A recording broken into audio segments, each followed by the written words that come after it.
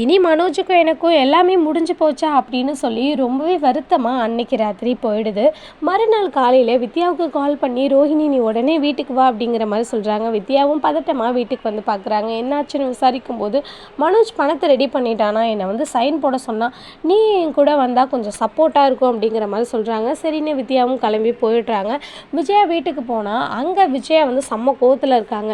இவளை இன்னமும் காணும் அப்படின்னு சொல்லிட்டு ரோஹிணியை பற்றி தேவையில்லாமல் பேசிகிட்டு இருக்காங்க. ரோஹிணி வித்யாவும் அங்கே வந்துடுறாங்க. அண்ணாமலை உள்ளே வாங்க அப்படின்னு சொல்லி கூப்பிடுறாங்க. அப்போ தான் ரோஹிணி எதுவுமே பேசாமல் நிற்கிறாங்க. இந்த ஃப்ராடால் தான் என்னோடய பையனோட வாழ்க்கை இப்படி ஆயிடுச்சு.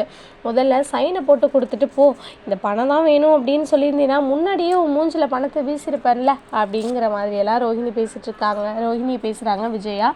ரோஹிணி எதுக்குமே வாய் திறக்காமல் இருக்காங்க. வித்யா தான் ரோஹிணிக்கு கொஞ்சம் சப்போர்ட்டிவாக இருக்காங்க. அவள் தான் சைன் போடுறேன்னு சொல்லிட்டால, அப்புறம் எதுக்கு தேவையில்லாமல் பேசுகிறீங்க, இதெல்லாம் தேவையில்லாத வேலை ஆண்டி அப்படிங்கிற மாதிரி சொல்லிட்டு இருக்காங்க. சரின்னு சொல்லிட்டு வக்கீலம்மாவும் இந்த இதை எடுத்து ஃபார்ம் எடுத்து நீட்டுறாங்க. இதை படித்து பார்த்துட்டு நீ சைன் போடுமா அப்படின்னு சொல்லிடுறாங்க. ஆனால் அவள் அதை படிக்கல.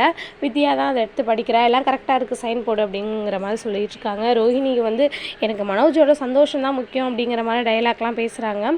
என்னதான் இருந்தாலும் இவ்வளோ நாள் வாழ்ந்த ஹஸ்பண்டை விட்டு பிரியணும்னா கொஞ்சம் கஷ்டமாக தானே இருக்கும். இது எதுவுமே புரியாமல் விஜயா வந்து பைத்தியம் மாதிரி கத்திட்டு இருக்காங்க. ஆனால் இங்கே தான் ஒரு ட்விஸ்ட்டு, அவங்க சைன் போடுறதுக்கு முன்னாடி மயக்கம் போட்டு விழ போகிறாங்க. ப்ரெக்னெண்ட்டாக இருக்காங்க அப்படிங்கிற விஷயம் தெரிய போகுது. மனோஜுக்கு ஒரு பெரிய ஆப்பு காத்துட்ருக்குன்னு நினைக்கிறேன்.